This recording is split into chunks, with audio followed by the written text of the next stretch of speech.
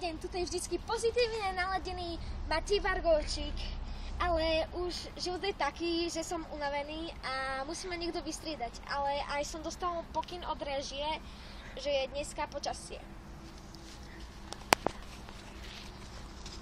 Dobrý deň, tu je vždy pozitívne naladený, neviem kto. Toto je naše východné Slovensko, tam bude 30 až 40 stupňov, toto je západné Česko, tam bude plus minus 170 až 80.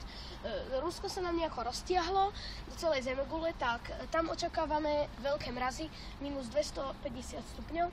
No a toto je západné Írsko, ktoré tiež sa trošku rozťahuje a tam bude 150 až 60. A toto je malé Slovinsko a tam bude veľmi teplo, tak okolnosti hovoria, že 300 až 400 stupňov. Tak toto bolo dneska z našich správ všetko. Dovidenia a pekný deň vám prajem.